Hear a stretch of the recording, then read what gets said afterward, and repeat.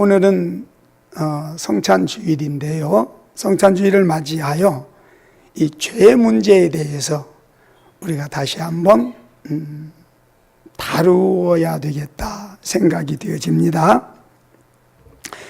죄에 대한 성경의 입장, 예수님의 입장은요, 우리가 어떤 죄를 범했다 할지라도 주님 앞에 나와서 회개하면은 용서해 주신다라고 하는 겁니다.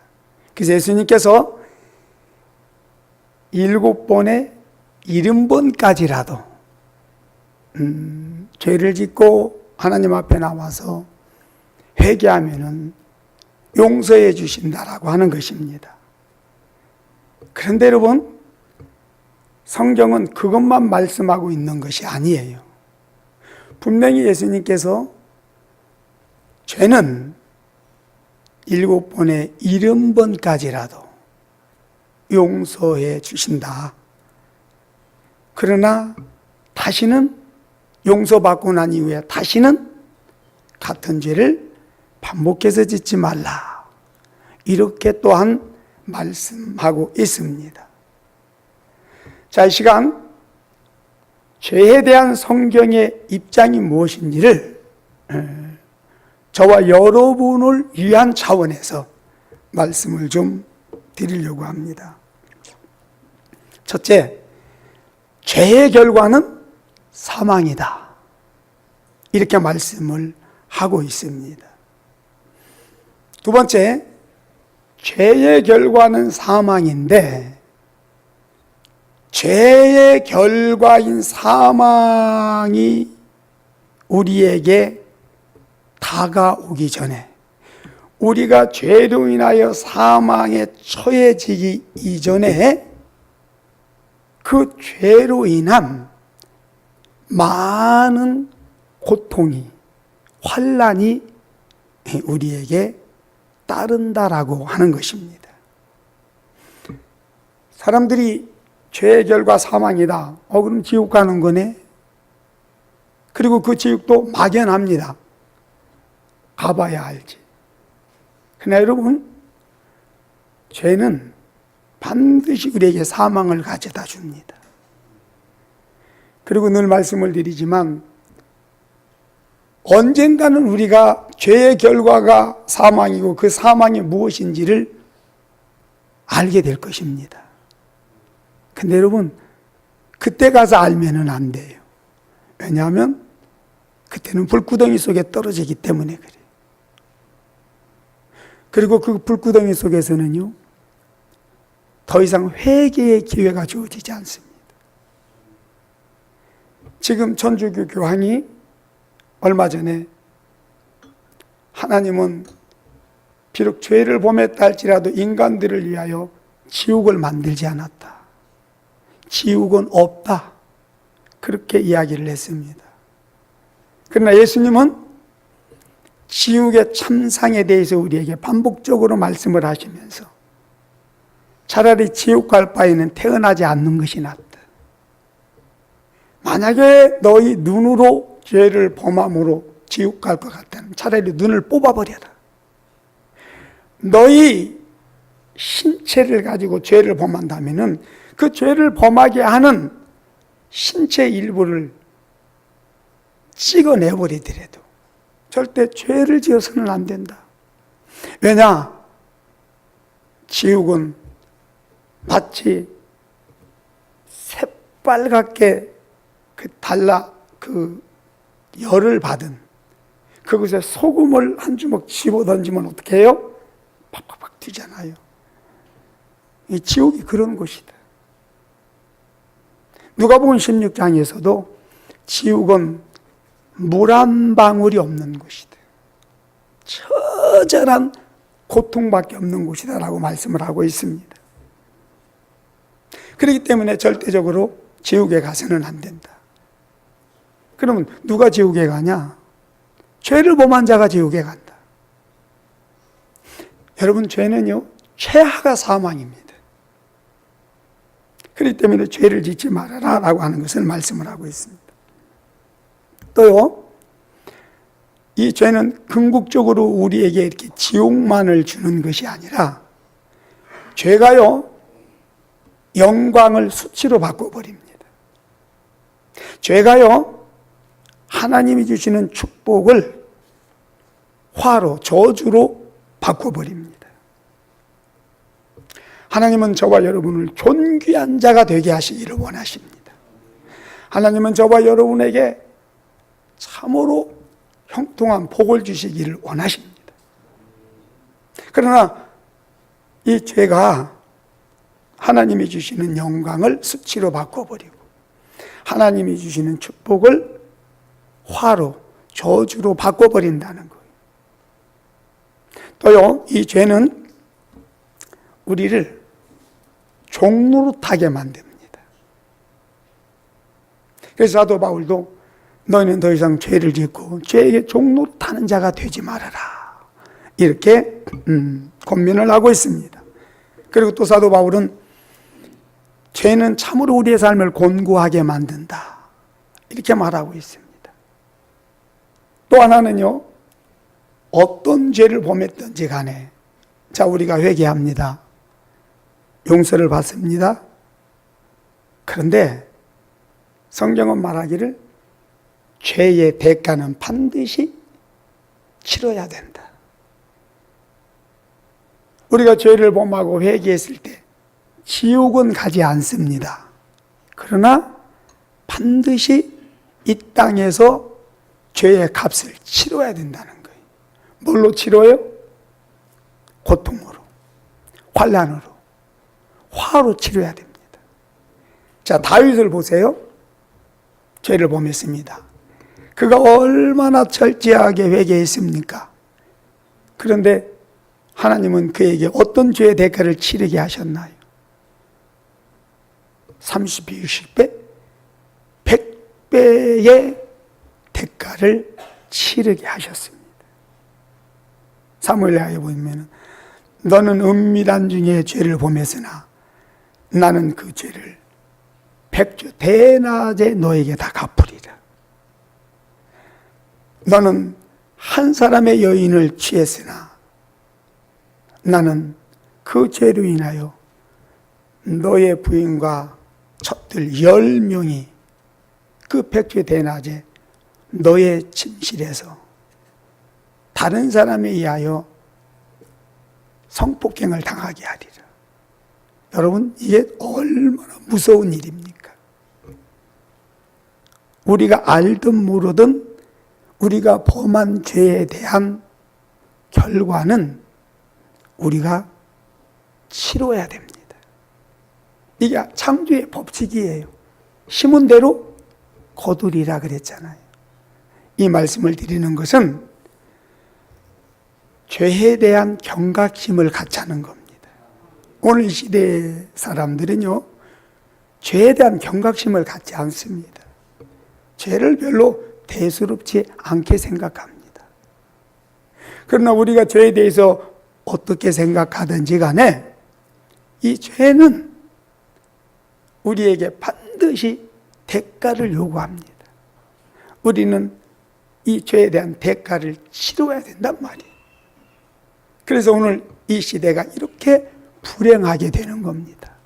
그래서 이 시대가 이렇게 힘들게 되는 겁니다.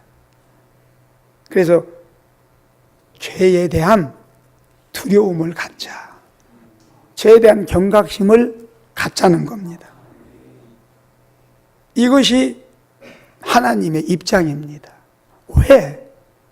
저와 여러분들이 행복하게 살기를 바라시기 때문에 그렇습니다. 특히 이 죄 중에서도요, 아주 고질적이고 악질적인 죄가 하나가 있어요. 그것이 바로 습관적인 죄입니다. 다른 죄는요, 쉽게 끊을 수가 있어요. 해결할 수가 있어요. 그런데 습관적인 죄는요, 쉽게 해결이 안 됩니다. 그래서 우리 삶을 아주 불행하게 만드는데요. 제가 그동안 내 자신도 그렇고 여러분들을 이렇게 보면서 모든 면이 참 훌륭하시고 잘하고 계신데, 그러나 순간순간 끊지 못하고 반복되어지는, 자신도 모르게 그 환경에 직면하면은 순간적으로 절제가 되지 않고 튀어나오는 어떤 그런 죄의 언행들 보게 됩니다. 왜 그럴까 생각을 해봤어요. 그것은요, 습관되어진 것이기 때문에 그렇다라고 할 수가 있습니다. 무슨 말이냐면, 의학적으로 우리 이 뇌에는 수십억 개의 이 세포로 구성이 되어 있잖아요. 그런데 이 세포와 세포를 연결을 해서 종합적으로 우리가 뭔가를 판단하고 말하고 행동할 수 있도록 연결해주는 세포가 뉴런이라고 하는 세포인데, 이 뉴런이라고 하는 세포가 우리의 행동과 언어에 길을 낸다는 겁니다. 여러분, 화를 잘 내는 사람들이 있죠. 왜 화를 잘 내냐면은 화의 길을 만들었기 때문에 화를 잘 낸다는 거예요. 그러니까 어렸을 때부터 어떤 상황 속에서 화를 크게 한번 냈어요. 그러면은요, 그것이 마치 이 큰 숲 속에 여러분 오솔길이 나잖아요. 길이 없는 길이라 할지라도 예를 들면 큰 비가 왔는데 물이 그리 모여서 흐르게 되면 거기에 골짜기가 만들어지죠. 숲이 있는데 많은 사람들이 그곳을 이렇게 한번 지나가잖아요. 예를 들어서 군인들이 작전을 하기 위해서 숲속에, 길이 없는 숲속을 몇백 명이 지나갔다고 해보십시오. 그곳에 길이 나요. 그러면 짐승들이 그 길을 따라다녀요. 계속 짐승들이 다니다 보면 그곳에 길이 나는 거예요. 자, 이와 같이 우리의 이 뇌가 어떤 것에 의하여 한번 강하게 충격을 받는다든지, 아니면 어떤 것에 의해 강한 어떤 흥분을 느낀다든지, 어떤 만족을 느낀다든지, 아니면 크게 마음이 상해서 화가 난다든지, 그러면은 그쪽 방향으로 길을 만들어 버린대요. 자, 큰 비로 인해서 골짜기가 만들어지고 물이 모여서 흐를 수 있는 어떤 그런 물길이 만들어졌다고 해보십시오. 그럼 다음에 또 비가 오면 어떻게 돼요? 물이 그것으로 흘러서 모아져서 흘러가겠지요. 이와 같은 원리, 현상이 생긴다는 거예요. 그래서 화를 낼 일이 아님에도 불구하고 화의 길이 나 있으면은 그런 사람들은 자연스럽게 화를 낸다는 거예요. 이게 의학적으로 밝혀진 거예요. 그러니까 우리의 행위를 보면은 사람마다 다르잖아요. 왜냐하면 환경 속에서 보고 듣고 성장하는 과정 속에서 어떤 그런 습관이 형성되어 있는데, 이 습관이 바로 우리의 행위의 길이 된다는 겁니다. 여러분, 온유함과 겸손함을 성경은 계속 우리에게 요구하고 있습니다.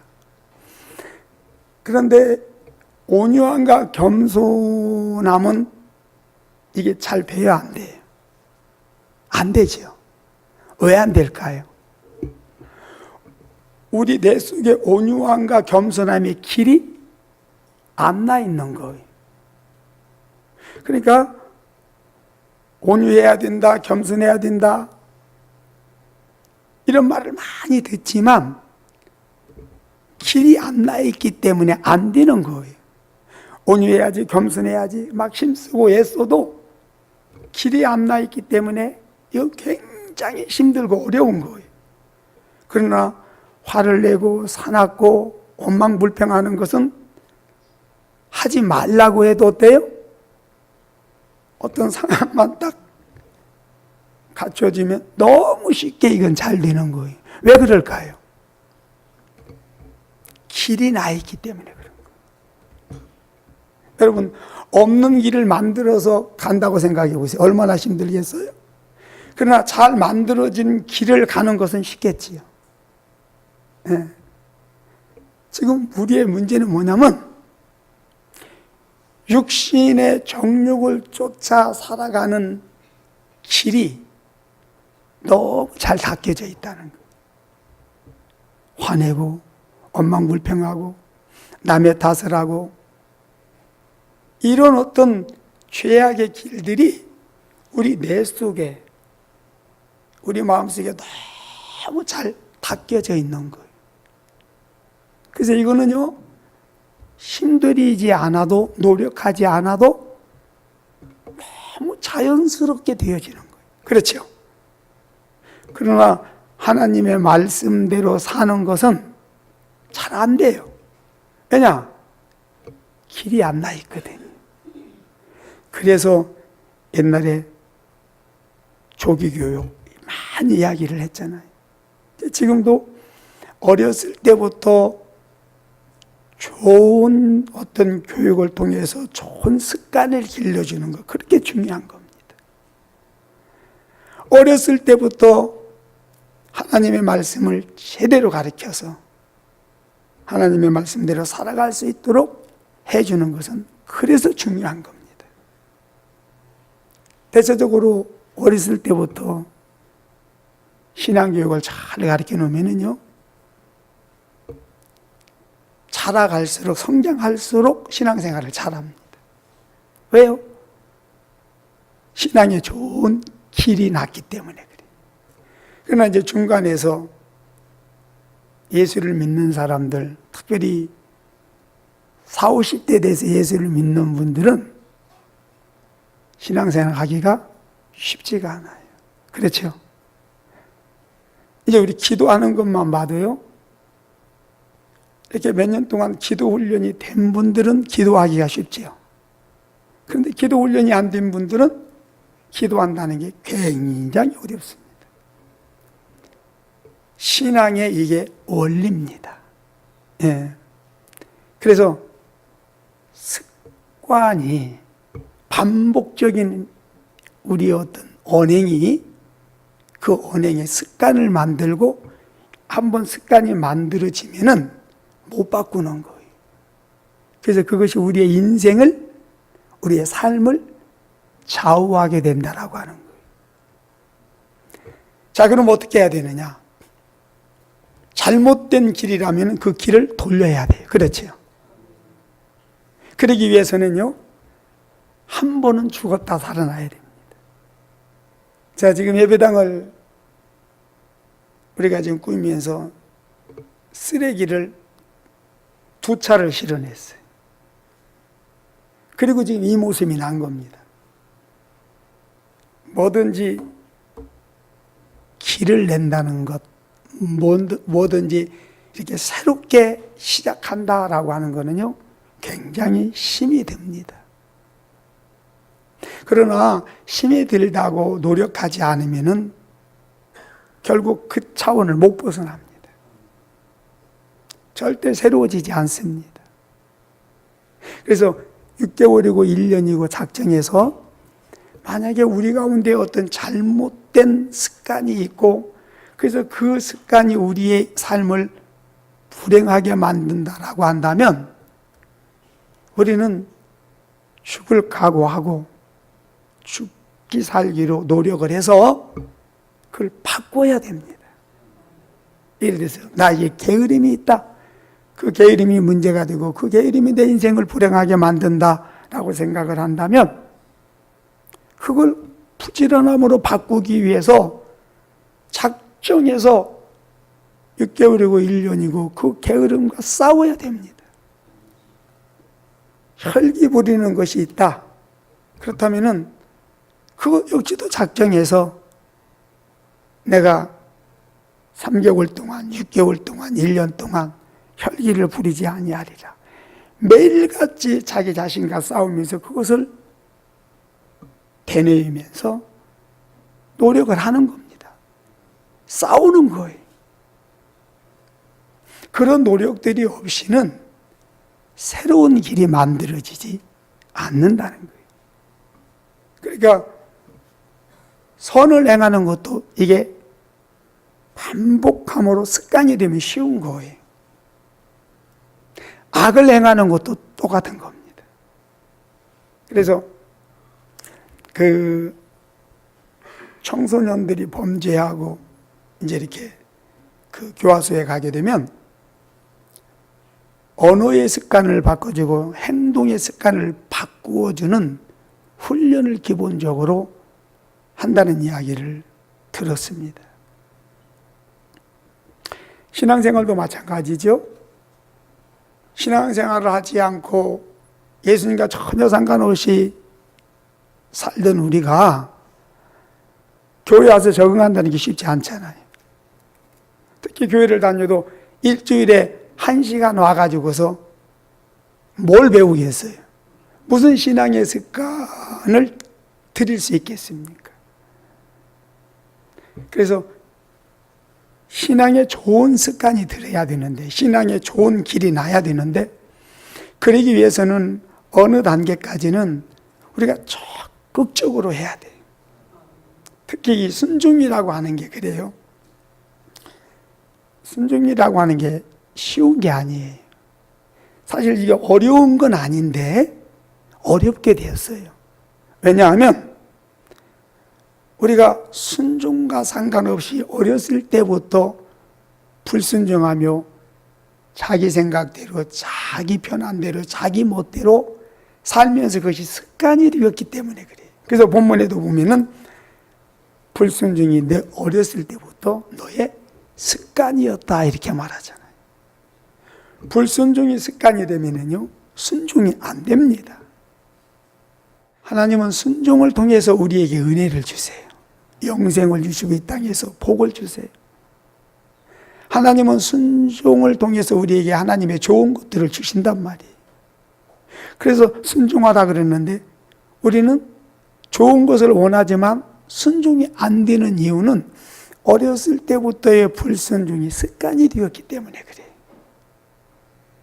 자, 그렇다면은 지금부터라도 우리는 순종할 수 있어야 되는데 이게 쉽지가 않아요. 그럼 어떻게 해야 돼요? 순종이 습관이 되기까지 반복적으로 순종의 행위를 해야 됩니다. 그래서 그것이 6개월에 걸릴 수도 있고 1년이 걸릴 수도 있고 2년이 걸릴 수도 있어요. 그러나 반드시 그 과정을 우리는 통과해야 됩니다. 그걸 극복해내야 됩니다. 어쩌면은 이 땅에서 우리 7, 80년 살아가는 삶이 그런 교육과 훈련과 연단의 과정이다라고도 할 수가 있어요.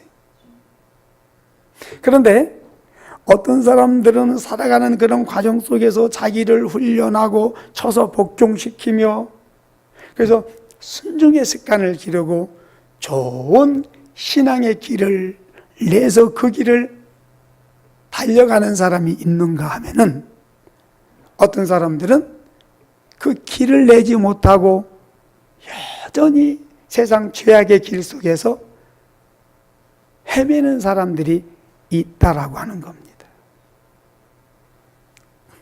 결론적으로 이 죄의 길을, 이 방향을 바꾸기 위해서 한 가지 말씀을 드리고 마치겠습니다. 지금 우리가 짓는 죄의 행위들을 보면은 우리가 음란한 짓을 한다든지 남의 물건을 훔친다든지 살인을 한다든지 또 절에 가서 무슨 우상숭배를 한다든지 그런 죄들은 없습니다. 그렇죠? 근데 이제 우리가 아주 너무 쉽게 자연스럽게 범하는 죄들이 있어요. 뭔가요? 말. 그렇죠? 말. 또 어떤 사람은 게으른 행동. 대표적인 이제 말, 화내는 거, 이런 건데, 지금 여러분들을 보면은 거의 8가지, 7가지는 다 고쳐졌고, 너무 훌륭한데, 저나 여러분이나 한 가지 우리가 고쳐야 된다면은 이게 이제 언어에 대한 것이 아닌가 생각을 해봅니다. 그래서 이 부분에 있어서 참고적으로 말씀을 드리려고 하는데요. 대체적으로 우리가 말로 죄를 범할 때 어떤 경우에 말로 죄를 범하죠? 마음이 상했을 때, 자존심이 상했을 때, 기분이 나빴을 때, 그때 순간적으로 그 상한 마음이 뭘로 표현돼요? 말로 표현됩니다. 근데 성경은 말로 범하는 죄나 행위로 범하는 죄가 동일하다 이렇게 말하고 있습니다. 그렇죠? 저 역시도 때로 이렇게 화를 내고 부정적인 말을 한 번씩 하고 나면은요, 그게 굉장히 오래 가요. 하나님이 정말 안 기뻐하신다는 거 알아요. 그런데도 불구하고 한 번씩 그러고 나면은 아주 많이 힘이 들어요.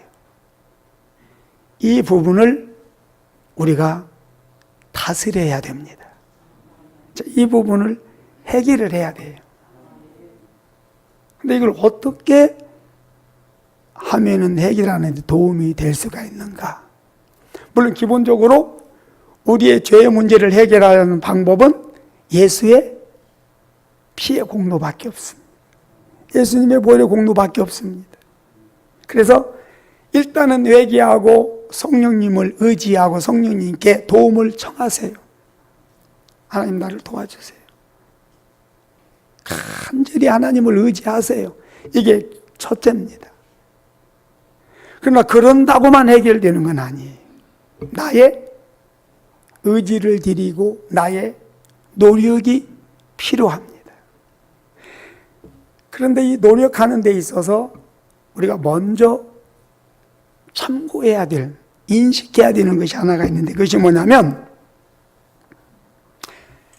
자 여러분, 제가 처음에 죄의 결과가 무엇인지를 쭉 말씀을 드렸어요. 죄의 결과는 죄가 사망이다. 죄는 하나님의 존귀함을 수치로 바꾼다. 죄는 하나님의 축복을 화로 저주로 바꿔버린다. 죄는 사단의 종이 되게 한다라고 하는 부분을 언급했습니다. 그래서 죄를 범하면 안 된다. 죄는 우리의 삶을 고통스럽게 하고 환난을 가져다 준다. 그러므로 죄를 범해서는 안 된다라고 하는 것을 말씀을 드렸습니다. 자, 여기에서 누군가에게 자존심 상하는 말을 들었어요. 누군가로 인하여 내 마음이 상했어요. 그러면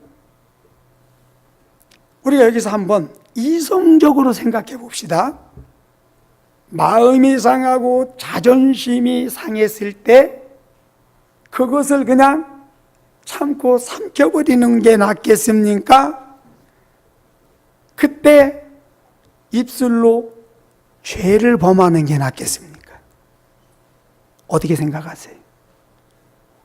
네? 자, 어떤 것이 나에게 유익한 것입니까?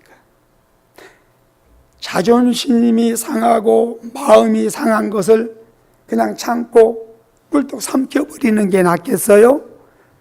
아니면 입술로 화를 내고 부정적이고 파괴적인 말을 내뱉음으로 인하여 죄를 범하는 것이 나에게 낫겠어요?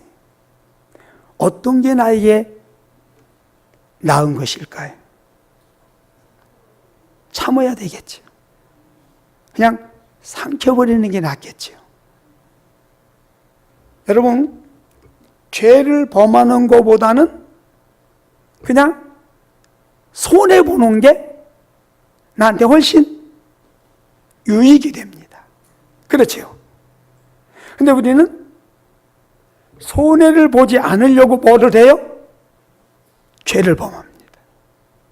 근데 그 죄의 결과가 하나님의 영광을 수치로 하나님의 축복을 저주로 바꿔버리는, 자존심이 상하고 마음이 상할 때 그거 참고 꿀떡 생겨버리고 입을 닫아버리면 돼요. 그런데 그걸 하지 못해서 할 소리 못할 소리 하게 되면 행동까지 따르게 되죠. 그러면 그것이 우리에게 영적으로나 생활에 있어서 얼마나 많은 아픔과 고통을 가져다 주는지 모릅니다. 여러분, 이거 느껴요, 못 느껴요? 자, 가정에서 가족끼리 어떤 마음 상하는 일로 인해서 말로써 이제 다툼이 일어나요? 지금 우리 중에 마음이 상하고 좀 그렇다고 해서 막 집에서 폭력을 행하고 막 치고받고 그렇게 싸우는 사람들은 없잖아요. 그러나 여전히 말로 다툼을 일으키는, 말로 싸우는 경우가 있단 말이에요. 그렇죠? 근데 여러분, 그렇게 말로 싸우면서 또 서로에게 상처를 주게 되면은 관계가 어떻게 돼요? 막히게 되잖아요. 어렵게 되잖아요. 그러면 그것이 일주일도 가고 2주일도 가고 한 달도 가고. 근데 이게 반복이 되어지면은요, 어때요? 감정의 골은 더 깊어지고, 그래서 삶이 더 힘들어지게 되는 것을 우리가 경험하게 됩니다. 그럼 어떻게 해야 돼요? 그렇게 하기보다는 그냥 꿀꺽 삼켜버리면요, 그때만 쓰지, 원래 양약은 먹을 때는 쓰지만 먹고 나면은 달아요. 그런데 이 감정을 꿀꺽 삼키지 못하고 참지 못하면, 그래서 막 내뱉게 되면은 분을 바라고 혈기를 바라고 할 소리 못할 소리 내뱉게 나면은 그때는 단 것 같아, 시원한 것 같아. 그런데 어때요? 먹고 나면은 내 오장육부를 상하게 한다. 내 안에 들어가서 내 삶을 쓰게 만든다라고 하는 거예요. 이거 말씀드리지 않아도 우리가 다 경험하고 있는 것들이. 그렇죠? 이제는 우리가 이성적으로 무엇이 나에게 해로운 것이고 무엇이 나에게 이로운 것인가를 우리가 좀 생각하면서 산다면은 지금보다는 훨씬 더 훌륭한 삶, 행복한 삶을 살아가게 되지 않을까 싶습니다. 마음이 상한다고, 감정이 상했다고, 그 상한 감정, 상한 그 마음을 따라서 행동을 해버리게 되면은 우리는 반드시 후회할 날이 와요. 그런데 후회해봤자 이미 때는 늦다. 후회해봤자 소용이 없습니다. 그래서 지혜로운 사람은 후회할 일을 만들지 않습니다. 믿음이 좋은 사람은 후회할 일을 만들지 않습니다. 특별히요, 우리 다 경험한 겁니다. 말로서 상한 감정을 따라 말을 할 때에 가장 힘든 것은 기도가 막혀요. 그렇죠? 하나님과의 관계가 막혀요. 사람들과의 관계가 막혀요. 그 이방카 여사가 트럼프한테 마음이 상하니까 어떤 행동이 나와요? 비행기에서 내려서 걸어가면서 트럼프가 손을 잡으려고 하니까 무슨 행동을 해요? 탁 쳐버리잖아요. 근데 그것이 전 세계 언론에 다 나가게 돼요. 참 대통령으로서 정말 아름답지 못한 그런 모습이었잖아요. 하나님 앞에서 사람은 속일 수 있어요. 그러나 하나님 앞에서 속일 수 없어요. 그럴 때 결국 가장 큰 피해자는 누굴까요? 내 자신입니다. 네. 그러니까 참고 이해하고 결국 사는 것이 내 자신을 행복하게 하는 것이다 생각이 되어집니다. 그런 은혜가 있게 되시기를 주의 이름으로 축복합니다.